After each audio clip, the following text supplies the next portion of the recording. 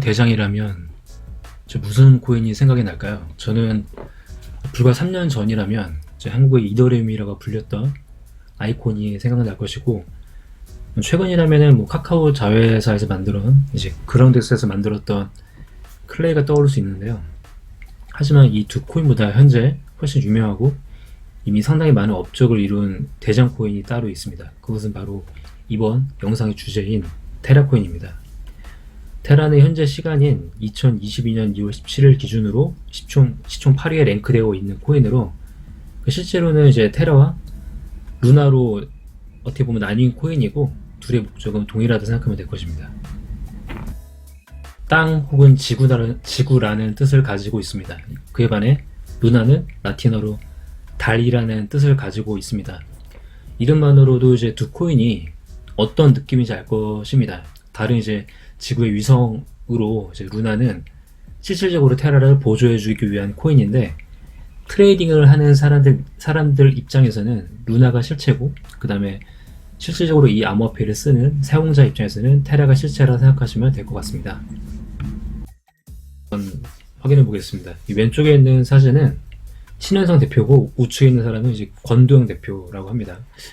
이 두 분은 이제 미국에서 대학교를 나왔고, 실질적으로 한 분은, 두 분 다 이제 이민자인지는 모르겠으나, 신현성 대표는 이제 이민자 출신입니다. 그래서 어떻게 보면 미국인이라고 볼 수 있고요, 검머웨라고 볼 수 있고요.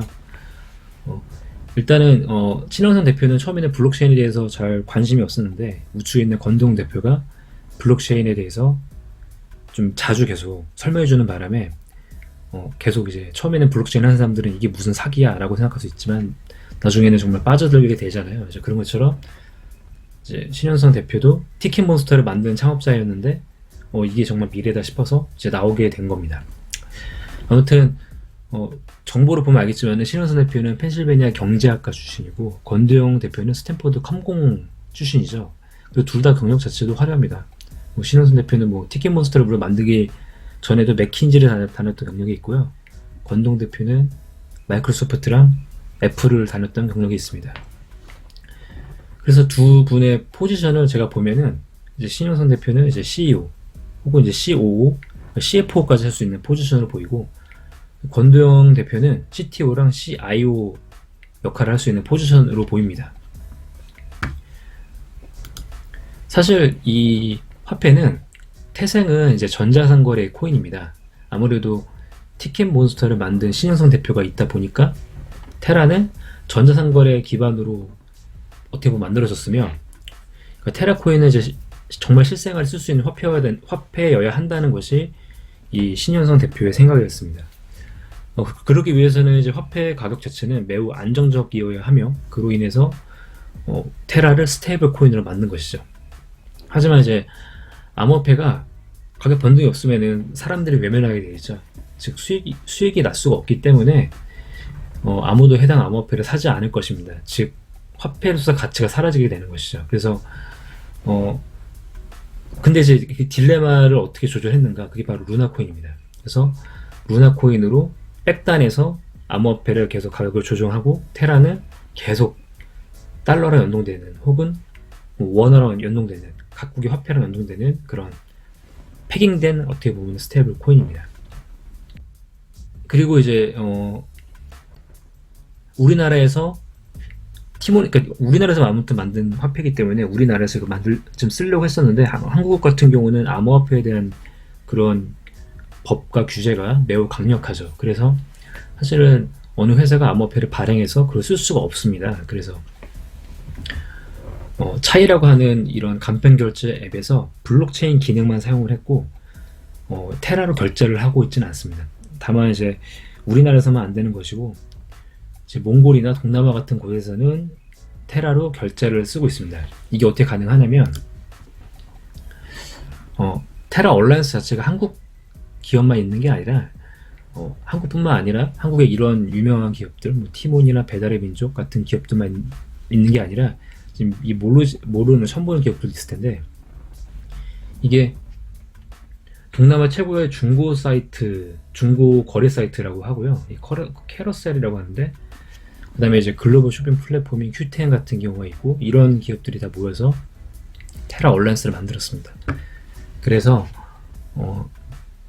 현재는 우리나라에서는 잘 쓸 수는 없지만 외국에서는 많이 쓰고 있고, 한국 같은 경우도 지금 이제 곧 대통령 선거를 하게 되는데, 만약에 새로운 대통령분이 암호화폐 규제를 느슨하게 푼다면 좀 전에 봤던 위에 있는 이 차이라고 하는 이 간편결제 앱에서 지금은 암호화폐로 결제가 안 되지만 아마 암호화폐 결제가 되게 바꿀 겁니다. 이 텐더민트라고 하는 걸 쓰고 있습니다. 텐더민트는 코스모스죠. 코스모스의 어떤 핵심 회사의 명칭이 아마 텐더민트로 알고 있는데, 그 텐더민트 알고리즘이라는 것도 있고요. 이 텐더민트를 만든 분이, 즉 코스모스를 만든 분이 권웅재라고 하는 분이고, 이분의 영어 이름이 재권입니다. 즉 이분은 미국인이죠. 한국계 미국인인데 왜 테라의 합의 알고리즘을 텐더민트를 썼을까? 그리고 또 심지어 코스모스 SDK까지 쓰고 있습니다. SDK는 소프트웨어 디벨롭먼트 키트라고 하는데, 개발 어떤 라이브러리 그 모음집이라고 생각하시면 되는데요. 그 SDK도 코스모스 거를 쓰고 있으니까 한마디로 만들어진 거는 코스모스로 만들어졌다라고 생각하시면 될 것 같아요. 메인넷 자체는. 왜 저는 텐더민트를 썼을까 생각해 봤는데, 일단은 이 코스모스 자체가 한국 사람이 만든 암호화폐 중에서 상당히 유명하죠. 물론 이제 미국 사람이지만 한국계가 만든 암호화폐 중에서 상당히 유명한 것이고, 그러다 보니까 좀 전에 말했던 이 대표 두 분 자체가 미국에서 활동하던 분이었기 때문에 좀 친하지 않았을까라는 게 제 주관적인 추측입니다. 물론 또 친한 것도 있고 한국계인 것도 있겠지만, 사실 텐더민트 알고리즘 자체가 상당히 효율적입니다. 그래서 그런 것 때문에도 또 쓰지 않았을까라는 게 제 생각이고요. 다만 이제 텐더민트 알고리즘이 디포스 구조로 되어 있습니다. 그래서 퍼블릭 코인이라고 말을 하지만 완벽한 퍼블릭은 아니다라는 것이고, 구조 자체가 지분을 가진, 즉 테라 코인을 많이 갖고 있는 상위의 100개의 노드를 검증자로 참여를 시킵니다. 근데 일반인들이 100개, 그러니까 상위 100개의 노드가 될 가능성이 상당히 적잖아요. 왜냐면은 저 정도면은 주식으로 따지면 대주주 정도라고 볼 수 있는 건데, 즉 이제 100개 노드 보유자가 아닌 사람들은 내 지분을 저 상위 100개인 사람들한테 위임을 해서 검증에 참여할 수 있습니다. 텐더민트가 워낙 빠르다 보니까 이 현재 테라 합의 알고리즘 자체로 테스트넷에서는 이제 7000 TPS 정도를 달성했습니다. 현재 클레이튼 같은 경우는, 클레리아 만든 클레이튼 같은 경우는 3000 TPS를 보여주고 있는데, 확실하게 테러가 한 2배 정도 빠른 모습을 볼 수 있는 것이죠. 테라와 루나의 역할에 대해서 한번 설명해 보겠습니다. 테라는 얼굴 마담 역할을 하며, 실질적으로는 화폐 가치를 가진 스테이블 코인입니다. 즉 특정 화폐, 뭐 달러나 아니면 원화, 혹은 엔이나 그런 국가별로 있는 화폐의 가치를 가진, 즉 동등한 패깅된 그런 스테이블 코인입니다. 이에 반해 루나는 테라를 위해서 이제 안정성을 만드는 주축이 되며 트레이딩의 핵심 코인입니다. 즉 암호화폐 사용자는 테라고, 암호화폐 트레이더들은 루나가 핵심 코인인 것이죠. 그러니까 테라의 가격은 안정화되어야 되기 때문에 이 루나를 사고 팔면서 사용자가 화폐 주조를 하게 됩니다. 자, 이게 무슨 말인가 싶겠는데요. 이제 설명을 제가 드리자면요. 예를 들어서 테라를 사용하는 사람들이 점점 많아진다. 즉 테라 프로젝트가 성공적으로 돼서 테라 수요가 늘어나게 된다면 테라의 금액은 사실 값어치는 올라갑니다. 즉 아무리 1달러랑 매칭이 된다 하더라도 실질적으로는 1.1달러까지 올라갈 수 있는 것이죠. 근데 이제 그렇게 되면 스테이블 코인이 될 수가 없잖아요. 그래서 그 가격을 다시 1달러 수준을 맞춰야 되는데, 그거 어떻게 하냐면은 테라의 수요가 이렇게 늘어나기 때문에 테라가 없어졌다는 것이잖아요. 루나를 테라로 바꿔줍니다. 그러니까 루나를 테라로 바꿔줘서 테라를 공급해줘서 다시 금액을 낮춰주는 것이죠. 이때 그 차익을 기반으로 이제 루나로 이제 새로운 테라를 화폐를 주조해서 약 뭐 0.1달러씩의 이득을 얻게 되면은 10%의 수익이 나는 것이죠. 반대로 테라의 값어치가 내려갔다라고 가정을 해보겠습니다. 1달러였는데 0.9까지 내려갔다. 아무도 안 써서. 그러면은 사람들이 테라를 사서 루나로 바꿔버립니다. 그러면은 금액 자체가 올라가겠죠. 그러니까 사람들이 테라를 사게 되니까. 그러면은 테라로 이제 루나를 바꾸게 되면서 또 이제 싼 가격에 사게 되니까 수익이 나는 것이죠. 물론 이제 이 금액이 계속 내려가다 보면은 사실은 그 싼 가격에 사는 것 자체도 이제 비싼 가격이 될 수 있지만 이 프로젝트 자체가 그래서 안정적이고 뭐 괜찮은 프로젝트다라고 생각한다면 이렇게 사는 것이죠. 이렇게 트레이딩을 해서 돈을 벌 수 있다는 것이 바로 이 핵심이고, 그래서 이제 알고리즘 기반의 스테이블 코인이라고 합니다. 이 테라는 아토믹 스왑 기능도 지원하는데요. 사실 다른 화폐로 스왑할 수 있는 게 아토믹 스왑이라고 하는데, 다만 이제 이더리움이나 비트코인으로 스왑하는 것은 아니고요. 그 수많은 국가 화폐에 패깅된, 즉 어떤 화폐에 고정된 그런 테라 스테이블 코인들이 있잖아요. 예를 들어서 뭐 1달러는 UST라고 하고요. 뭐 우리나라 1원과 패깅된 화폐는 KRT라고 하는 그런 스테이블 코인들이 많이 있습니다. 이런 스테이블 코인들끼리 스왑을 할 수 있다는 게 바로 이제 여기 말하는 아토믹 스왑 기능입니다. 사실 이 테라 같은 프로젝트는 아무튼 많은 사람들이 활용해야 되고 써야 되기 때문에 다양한 프로젝트들이 얼마큼 이제 활성화됐는지가 상당히 중요합니다. 그래서 한번 알아보도록 하겠습니다. 우선 미러 프로젝트에 대해서 한번 알아볼 텐데요. 미러 프로젝트는 유일무이한 프로젝트는 아니지만은 상당히 재미있는 프로젝트입니다. 미국 주식 같은 경우는 사실 암호화폐를 살 수가 없죠. 즉 미국 주식을 사고 싶은 사람도 그러니까 미국 주식 사고 싶은 사람이 많을 수 있는데, 이게 쉽게 접근할 수 있는 게 아닌 사람들이 있을 수 있어요. 그러니까 즉 어느 나라에 따라서 혹은 이제 사고 싶어도 못 사는 사람도 있을 수 있죠.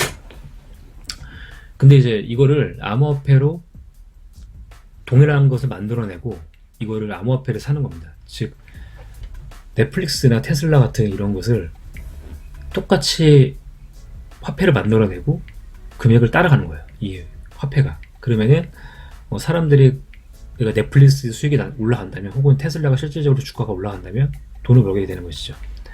이렇게 만들어지는 것을 합성 자산이라고 하는데요. 합성 자산이 현재는 테라만 있는 건 아니에요. 원래 이런 게 이제 이더리움 프로젝트도 있고 많은 디파이 프로젝트들이 하고 있는데, 테라가 규모가 상당히 큽니다. 이더리움 바로 다음 정도의 수준으로 이 미러 프로젝트에는 거의 2조 원이라고 하는 그런 무시 못할 그런 큰 돈이 현재 예치되어 있고요. 그러다 보니까 미국 SEC 같은 곳에서 테라를 소환했다는 얘기가 있습니다. 왜냐면은 이게 아무리 암호화폐로 하고 있지만 미국 주식을 모방했잖아요. 그래서 SEC에서는 증권 자산으로 규정을 하였습니다. 그래서 SEC에서 최근에 맞는지 모르겠으나 권도영 대표를 소환했다고 하는 기사를 본 것 같은데 확실하지 않습니다. 아무튼 이 금액이 커질수록 이게 또 이제 실질적으로 현물에 투자한 건 아니잖아요. 즉 여기서 넷플릭스에 투자한다고 넷플릭스의 주식을 정말 사는 거 아니기 때문에 이 프로젝트 금액이 커질수록 현재 주식시장에 영향을 줄 수 있기 때문에 SEC는 점점 견제를 하거나 망하게 만들려고 하겠죠. 그래서 제가 봤을 때는 한계가 있을 거라고 생각을 합니다. 그 다음에 이제 앵커 프로토콜이라는 게 있습니다. 이거는 뭐랑 같냐면 은행과 같아요. 그래서 어떻게 보면 정말 우리가 생각하는 디파이에 가장 유사한 그런 프로젝트라고 볼 수 있는데요. 앵커 프로토콜은 이제 내 자산을, 내 갖고 있는 테라 코인을 예치시키면 약 1년에 20% 수익이 난다고 합니다.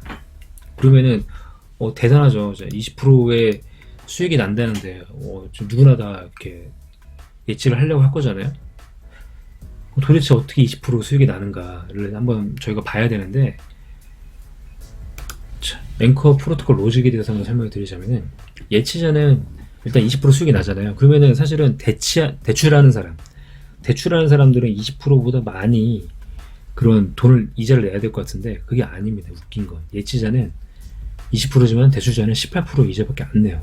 즉 웃긴 현상이 발생하는 거죠. 이걸로 돈을 벌어야 되는데 오히려 돈을 내게 되는 그런 구조가 되는데 이게 어떻게 가능하냐면 LTV라고 하는 게 있습니다. 즉 대출을 받기 위해서는 담보를 내야 돼요.